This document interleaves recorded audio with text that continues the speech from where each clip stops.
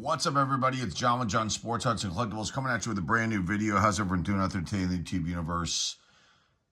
It's a JSA preview video. These are articles we're going to get authenticated by JSA in person.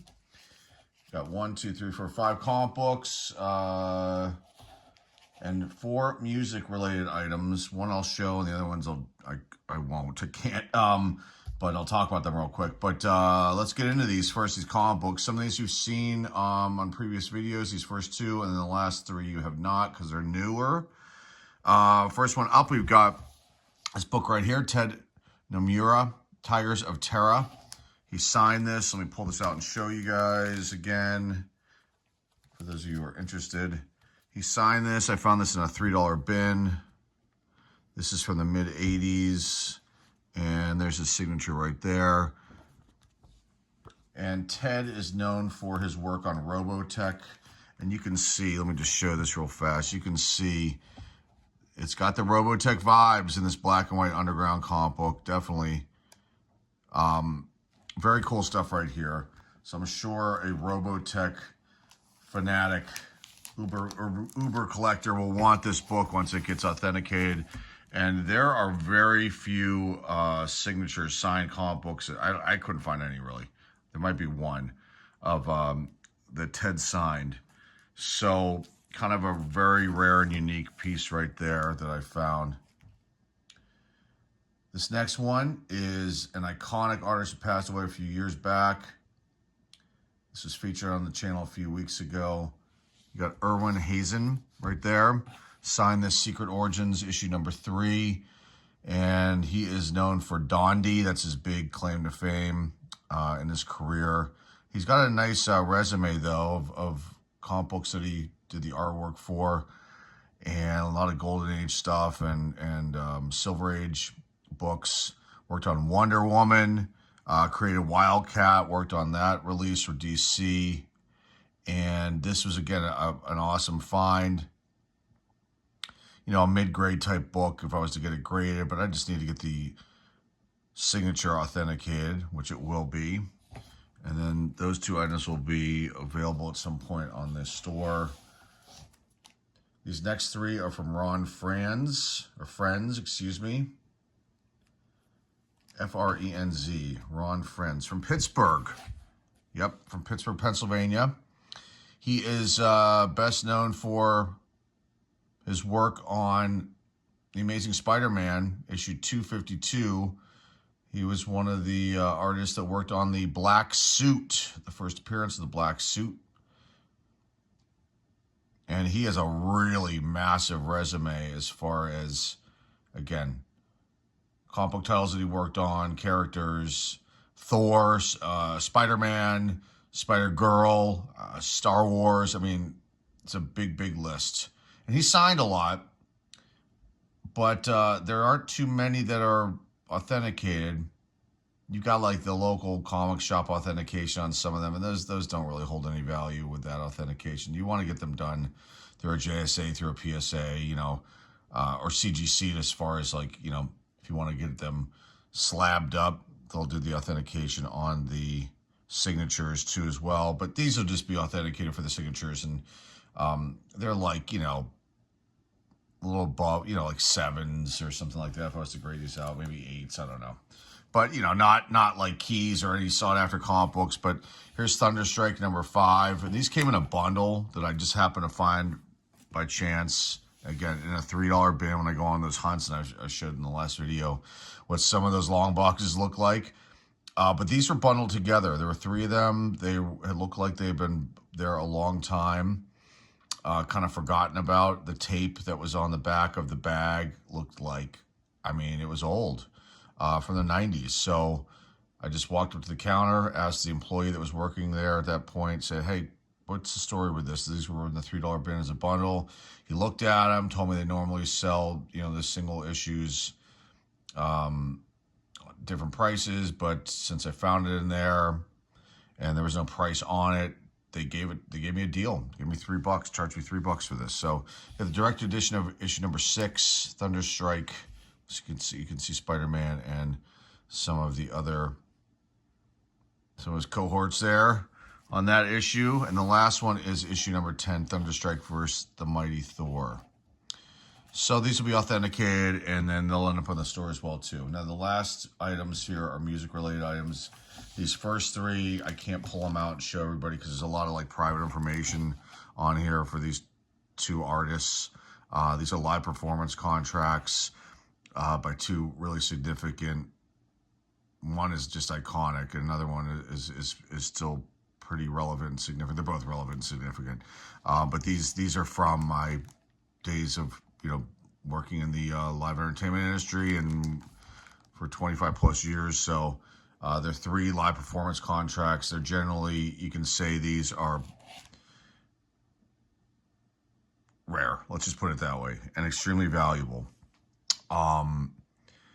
When these contracts would be sent out, I would get one. The agency that would issue them would get one, obviously, for their files, and then either the artist or management would get one. So there's generally usually only 3 copies available, period. And these are not things that they're not like the general public doesn't.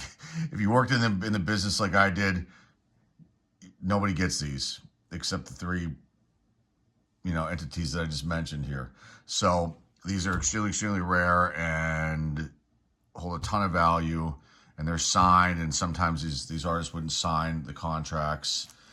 They would just get sent back from me, and then you had responsible companies that would have the artist sign them, and then they'd send me back the hard copy. And so those 2, I've got other ones, but those are the ones I wanted to get authenticated. And JSA, just to go back to these comic books, this first one, they don't have Ted's signature in their database, but they said they would work things out. So that's what their main office said, and to bring it in anyway. So this last piece is kind of the same thing. They don't have these musicians in their database, but the band's so significant that they will work it out. that was a quote from The Office. So you've got here, I've shown this piece before. This is a vinyl 45 of the band Wall of Voodoo, their big hit Mexican radio. I would not consider this band a one-hit wonder because they had other hits. They bubbled under the top 40 with all their singles that they hit the charts.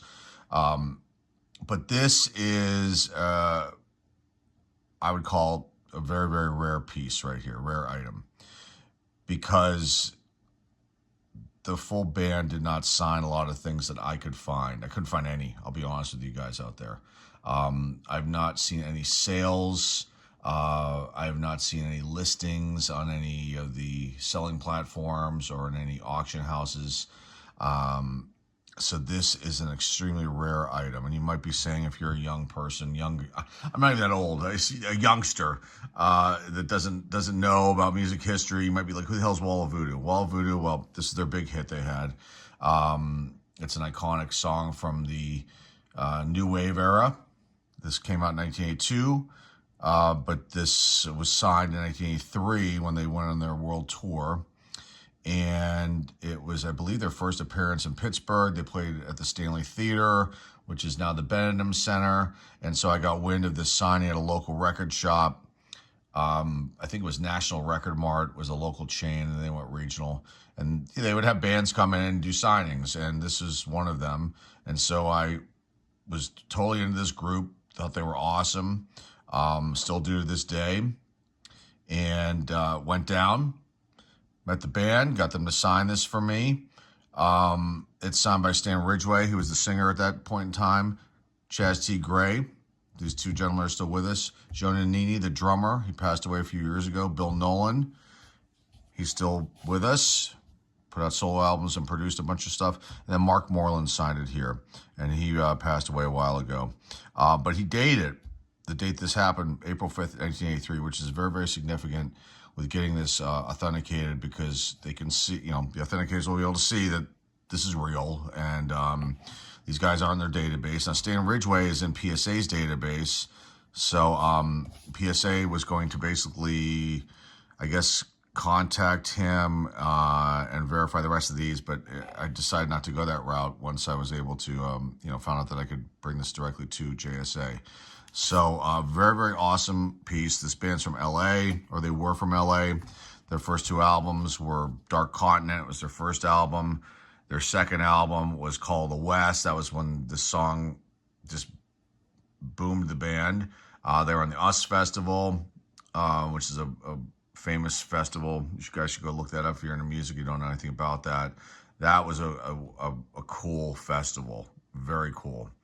And there's lots of videos on YouTube and online for that festival. And then Stan Ridgway, the singer, left, went solo, and then I believe Jonah Nini left, and Bill Nolan may have stayed in the band. I mean, may have left, but Chaz T. Gray and Mark Moreland stayed, and they got a new singer named Andy Preboy, and they put out 2 more albums and continued on. Changed the sound a tad, still had that kind of like westerny, twangy thing going on, alternative twang. They're awesome. If you don't know this band, I'm they're one of my favorites. Quirky group and very cool. And they continued on, like I said, with 2 more albums. They had a 3rd live album. They got really big in Australia, as strange as that may sound. Still had, a couple hits in the States. We're like on Arsenio Hall and other, those late night talk show type shows. And, just continued on and then broke up. And the singer, Andy Preboy, I think he might have put out a solo album. He has ties with, Jeanette Napolitano from Concrete Blonde. Were they married? I'm not sure. Just trying to remember all my music history for you people that are interested. But anyway, this piece will get authenticated, and then this will be sold. And this will fetch a pretty penny. Let's just put it that way, because it may be the only one in existence, unless someone's got one hiding out in their basement. Like I said, probably not their attic, because you don't want to put vinyl anywhere near heat, or maybe in their record collection. But I highly, highly doubt it, especially that it was signed, in the Pittsburgh market. So this may be one of the only ones out there that'll be available for sale at some point soon. So that's all I've got. I just want to share this stuff with you guys. Hopefully you like this video. I'll come back with a follow-up once these are authenticated, just to kind of show everybody again, show them off a little bit, and that'll be that. So remember to like, subscribe, comment down below, share this video with your friends, family, and loved ones. The eBay store link is down below in the description. Until next time, folks, this is John with John Sports Cards and Collectibles signing off, and I will see everybody very, very soon. Take care.